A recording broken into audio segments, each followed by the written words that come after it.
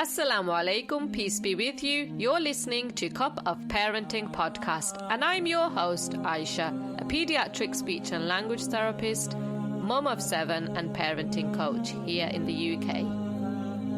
In this episode, we're going to be comparing state schools versus private, independent, or grammar schools. This week, I'm joined by Madiha. Madiha is by profession an optometrist based in London in the UK, and she's also a new mom.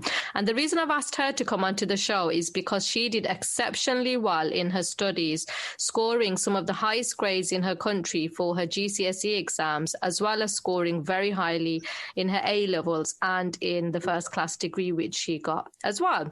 So welcome to the show, Madiha. Assalamu alaikum. Wa alaikum assalam wa rahmatullahi wa barakatuh. So, Madiha, we are going to be talking about sort of our experiences with the education system here in the UK, in particular, state school versus private/public school, as they're known in the UK, and what the real, what the key differences are. But before we do that, just in case our listeners are not familiar, because it can be quite tricky to navigate your way through the school system in the UK if you're not from here, I'm just going to give quick definition. So public schools in the UK are actually really exclusive and prestigious. Private school, things like Eton College or Harrow School, for example. Then you have independent schools. Now, these are overseen by a board of governors or trustees, and you have to pay fees to attend independent schools. And they're very similar to private schools, where you also pay fees to attend. But the only difference is these are sort of run by the owners, so they're a bit more selective. Then you've got state schools, which are actually your free government-funded schools. And then you've got grammar schools, which are actually also free. They're also run by the government and funded by the government, but they're actually very academically oriented. To get into a grammar school, you have to sit an 11 plus exam. So that's some definitions for you, just in case you weren't familiar. So let's begin by talking about state schools. So Madiha, you yourself, when you did your secondary education, so that's from year 7 all the way through to sort of year 11. Did you go to private school or did you go to state school? Yeah, I went to a normal state school. Okay. And what were your sort of experiences of going to a state school?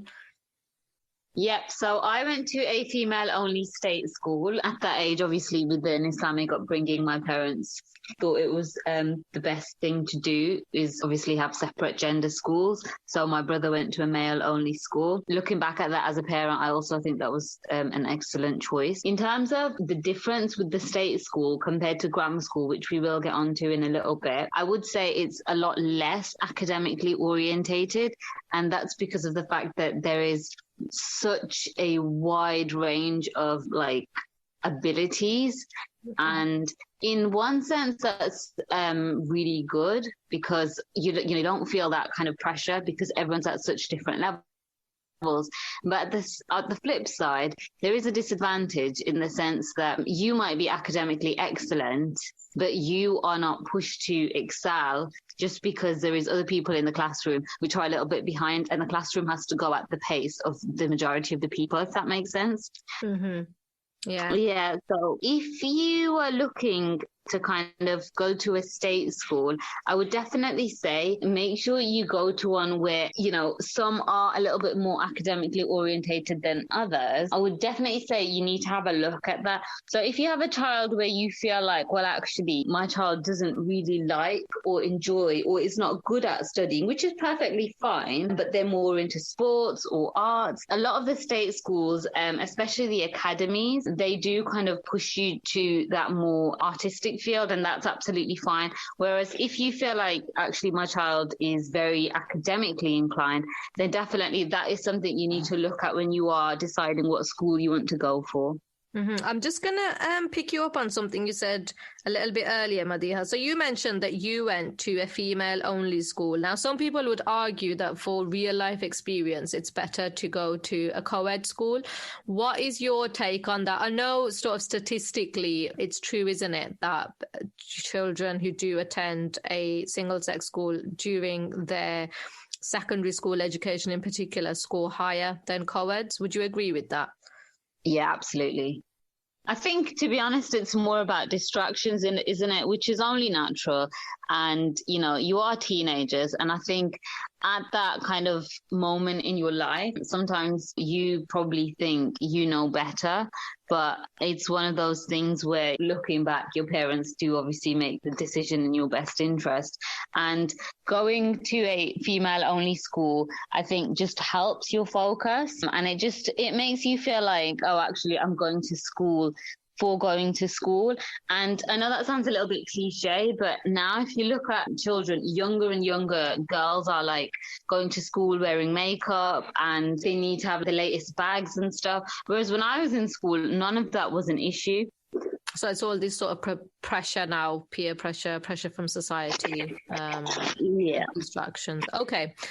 Now, can I just talk about your results? So you did exceptionally well at the end of your GCSE. So to put into perspective for anyone who's not from the UK, typically if you attend private school, you would be doing about 9 GCSEs. So Madiha, you not only did you do 14 GCSEs, alhamdulillah, but you managed to secure the highest grade in all of them. And for quite a few of them, you actually scored the highest grade in the whole country. Now, from your personal experience, how much would you attribute your sort of results to the environment in which you're in? Because you were in a normal state school. I know you've said it was obviously single gender, but it was a normal state school. It wasn't a school that was known for particularly producing high results. Would you say that was because of your personal circumstances, because of your work ethos, because of where you were? I think I'm one of the younger siblings of quite a big family, alhamdulillah, and all of us are very kind of academically inclined. So I think that was the first kind of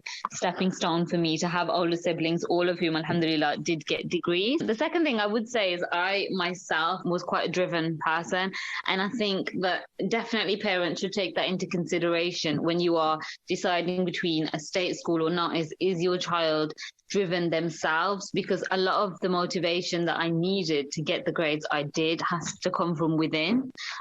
So I definitely think that that's a really important factor to consider, whether your child can do it themselves. If they can't, that's not an issue. It just means you should take them, put them into a place which kind of pushes the children a bit more, rather than doing it independently. So at the end of your GCSEs, you actually then had to do your 2 years of college, or sixth form, if it's, as it's known, if it's within a school or attached to a school. And you chose to go to a sixth form that was actually now part of a grammar school. So ordinarily, to get to a grammar school, as we said in the introduction, you'd have to be quite academically inclined, and, the most academic children go there. So first of all, why did you choose to go to a grammar sixth form? You went to the King Edward's one, is that correct? Yeah. And they are one of the best in the country, are they not? Yeah. So why did you choose to go there? Was it because of your results, or? Yeah, so when I got my results and I did do quite well, I knew that I therefore wanted to be in an environment. Obviously, it gets a little bit more serious at A-levels. So I wanted to kind of push myself. Yeah. Great. And what were your experiences once you were in, sixth form and you were doing your A-levels? Do you feel like it helped being in that environment? Because you did quite well anyway when you weren't in such an academic environment. So what was the difference now for you? To be honest, academic-wise, it was absolutely faultless, and I would not criticize it whatsoever. They were really, really good at regularly testing you, keeping you on your toes, making sure you knew everything. However, what I would say is it was incredibly stressful, the whole environment they create. And I think that can be quite difficult if you can't handle pressure. And at times I did feel like it was very, very intense. And I think that is something definitely that needs to be considered as well when you are deciding with grammar schools. One of the main things they do is kind of center absolutely everything around getting your grades. And that is the be end and end all. So if you don't do well, you do feel it, and you do feel like, I'm the only person in this classroom who hasn't done well, because you are expected to do exceptionally well. So definitely, I think academically, if you really obviously can handle pressure and you want to get those grades and you want to go and do a really good course at university, it's fantastic. But I would say that as a parent, you would want to kind of help your child even more so at that stage. And obviously, if they are looking like they are struggling under the pressure, you do need to be there for them. That's really interesting you've said that. So, I mean, they are academically inclined places, and I think people would sort of know that before going. So some of the advantages people say in terms of private and grammars and independent schools, in fact, are the fact that you've got smaller class sizes, they might have better facilities, more extracurricular activity options. So it's not just about the academics, you get the chance to pursue languages or sports. You've got children who are more enthusiastic towards learning. The teachers are able to tailor the curriculum, which they are, can't really do if in state schools. Would you agree with this? Yeah, absolutely. I think, like I said, physically everything's there. Like you said, better equipment, usually smaller class sizes. The teachers generally are a lot more kind of fine-tuned and picked out. So yeah, in that sense, absolutely fine. I think for me, going from a state school to a grammar school, the change in the kind of mental pressure was quite immense. And to be honest, it was quite unexpected at first, definitely. Okay, that's interesting. But there are some disadvantages, and you've already mentioned the sort of academic pressure, the sudden switch, because you went, obviously, when you were at sixth form age. And there are also other disadvantages. So, for example, there might not be that much of a variety in terms of people, in terms of the social class. There seems to be a bit of a divide. And also, you have to really prepare yourself academically. So I know you went in sixth form, but if you had gone in from year 7, you would have had to prepare for what we call in the UK an 11+ test. So what's your take on parents who prepare children for the 11+ from a young age to try and get the children into grammar school because it's the best type of school, sort of academically, plus it's free? Do you think that's a good thing? I know sometimes children are ready, or sometimes you're just training them to pass a test, and then when they go in, as you've said, it's quite a different academic environment. So what's your opinion about that? I think in one aspect, it is good to obviously kind of drive your children, because most children won't do it themselves. But I think it is important to kind of realize and accept when you think that actually my child will be absolutely fine in a grammar school environment. Whereas I have kind of firsthand seen, some children who absolutely their parents have driven them just to pass the 11+, but nothing beyond that. Once you're in grammar school, you're kind of left to your own devices. And with the whole kind of the amount of pressure that you are under and the results that you are expected to bring home, suddenly they're drowning because actually they're not naturally gifted. And I think that is absolutely a really valid point that you have mentioned.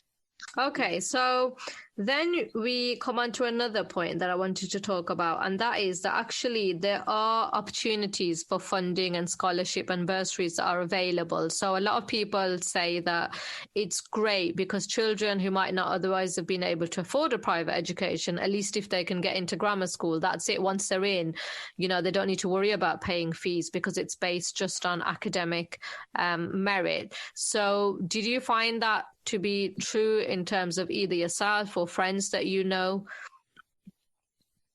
Yeah, I think that's absolutely fantastic. Definitely equal opportunity for all. There is, like, for example, when I went to my grammar school, you definitely, as you mentioned earlier, there's that class issue.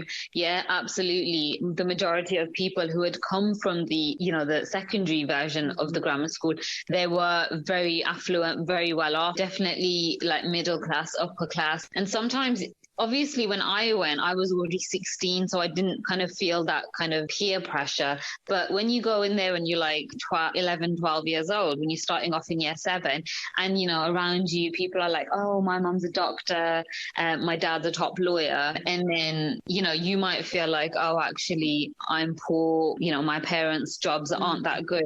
Again, you can feel that kind of pressure coming from like all sides, and obviously the younger you are, the more kind of vulnerable you are to it. So again, that is something definitely important and needs to be considered. And another thing that I want to talk about, so most people obviously when they're thinking of schools, when their children are in primary school, they're starting to think about secondary school, and that's because after you've done your secondary education, it obviously impacts your A-levels, which then impacts your university choices. So do you think it does make a massive difference? Because people, again, research has shown that children who attend grammar schools might have better prospects, because schools that are either grammar schools or private schools might then be linked better in terms of the path to try and get you onto the sort of higher, best university courses, the ones that are quite competitive, for example, medicine. So how much of that do you think is impacted by where you go in terms of secondary school? Absolutely. I think a large part of it is, I think, your path to what eventually degree you do does start getting paved out when you are in year 7. And it does include your GCSEs and obviously includes your A-levels as well. But absolutely, with the more, the grammar schools, what they do from a very kind of early on is start making you do certain things. For example, the Duke of Edinburgh and various accolades like that to kind of add to your CV, to flower it up, to enhance it. Whereas your normal state schools, a lot of the time, they kind of disregard that as kind of extra. So they don't really focus on that. And that's one other thing I did notice with the grammar school is they do really make sure you are the full package. And obviously, if you are the full package, especially with the more competitive university courses, you are more likely to be picked. Yeah.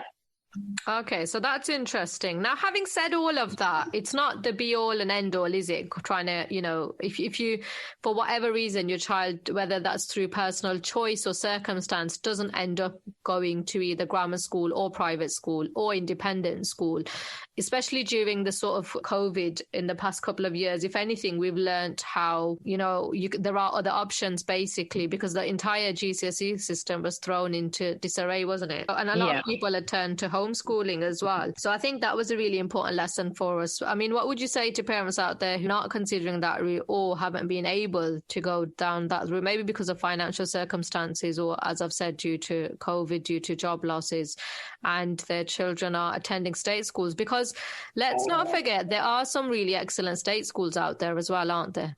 Yeah, absolutely. And I personally know a few people who went to normal state schools and ended up in really, really good degree courses at university.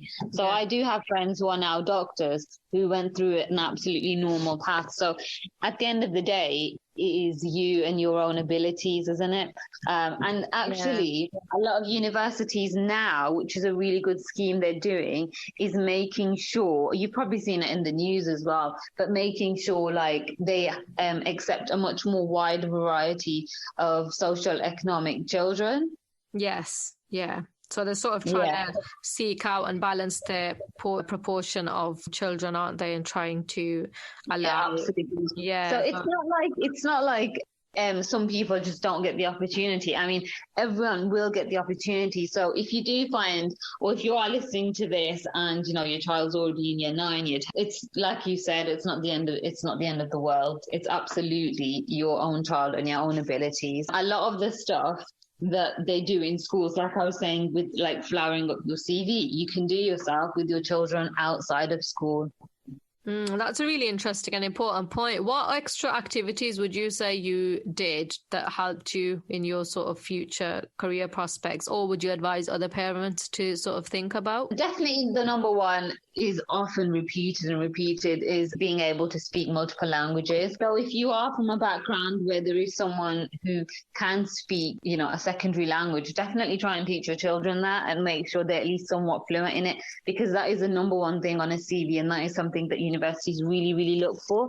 The second thing I would say is, especially now more so than ever, is something sporty. So whether it's swimming, karate, anything that kind of shows that, actually, I'm not just academic. It could be something more artistic, baking, painting, but stuff that even, you don't even have to pay for. Stuff that you can do yourself at home. I mean, a lot of people now are into blogging or making a blog post or posting their artwork on Instagram, just so they can kind of build a nice portfolio. So when it does come to it and they do need to make their CV, they can show, look, this is the work I have done throughout the years. That's really, really helpful advice. Thank you for that. So it seems that those things that you've mentioned actually you can do yourself, can't you? It's not necessary that you have to do them whatever school you attend, even in the school environment, although obviously it would be a bonus if your child's already attending school and that's something that they're offering. Because myself personally, I homeschool most of my children. It's a bit of a mixed bag, but true, then go to private school. So I know it's probably my homeschoolers who do more activities because we've got that freedom, and you can cherry pick, can't you, the ones that you want to do to sort of, as you've said, enhance your CV for later on in life. What do you think of the fact now there's so many degree options out there, but generally a lot of people are turning towards business? So, you know, maybe there was a time where you thought degree was the best option. And indeed, for some vocations, you have to have a degree if you're going to be a doctor and going into medicine, etc. What would you say to people who are probably thinking, actually, my child isn't academically orientated at all, and maybe I'll make them do business or do something else because it's not worth doing a degree, or we can't afford to do a degree, indeed, because it's going to cost us? Yeah, absolutely. And there's a lot of like vocational degrees and courses out there now where, you know, you're paying less money, but actually your job is something that does not need a degree. And I think, yeah, I completely agree with you. Without devaluing any degrees, sometimes certain degrees, they're not necessary for the profession that you actually want to go to. An apprenticeship or a course or something that is a lot cheaper is actually better. And I agree that there is this massive kind of thing attached to getting a degree just for the sake of getting a degree. But now, especially since the price changed from 3,000 to 9,000, it is very, very expensive. So I would definitely say, like, try not to do a degree just for the sake of doing a degree, and definitely think, actually, at the end of it, what can I get out of it? Like you said, there is some courses specifically that you have to do. For example, mine, I can only be an optometrist if I do a degree. Yeah. But there are certain professions where actually you don't need a degree. And I think, unfortunately, in certain cultures, there is a bit of a stigma attached if you don't have a degree. Yeah. Which is unfortunate. But yeah, no, absolutely. I mean, minimum a degree course is 3 years, so that's like what, 9, 8, 27. That's a huge amount of your life if you think about it. A huge amount of your life, and a lot of money. Yeah, a lot of money, especially if you've got more than one child, or you know, you want to invest that time in doing something else. You could very well do a lot of things in 3 years. By no means are we saying to forget about a degree, full stop, but I think it's just worth mentioning, isn't it? Like you've just said, to think about ultimately what do you want at the end of it. And I guess it all comes down to your personal circumstance, your values according to your family, and also what you want to do in terms of being successful. So whether that's just academics and you're not bothered at all about the religious side of things, whether you're intent on balancing both of them, which is easily done. I mean, that's something that you've done successfully and lots of other people have as well. So it is worth, isn't it, looking at the individual child and looking at what does success look like, I guess. Does that look like a degree, like you've said? Do they need one? Or can it be in the shape or form of something else, perhaps a vocational career, or perhaps business, or anything else really, just with there being so many options available today? Because also, let's not forget, we're in the digital age as well, when, you know, that wasn't true maybe 10 years ago. So there are so many more opportunities out there that you can even do online now, isn't there, for children in particular? I mean, you read about so many stories of children who are quite successful in other ways, which is, I think it's great to see, and it's really encouraging for our youngsters as well. Yeah, absolutely. Okay, Madiha, thank you so much for taking time out of your super busy schedule for joining us this week. So I'm just going to wrap up by giving our parents 3 key pieces of advice. The first is think about your child as an individual based on, you know, their own academic merits. Secondly, think of your own circumstances.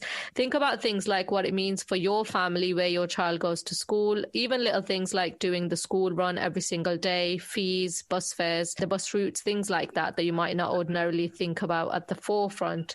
Finally, don't forget there are other options such as homeschooling available if school isn't the right choice for your child. Thank you so much. And yeah, just remember there's absolutely no right or wrong way. Jazakallahu khairan for listening. Assalamu alaikum wa rahmatullahi wa barakatuhu.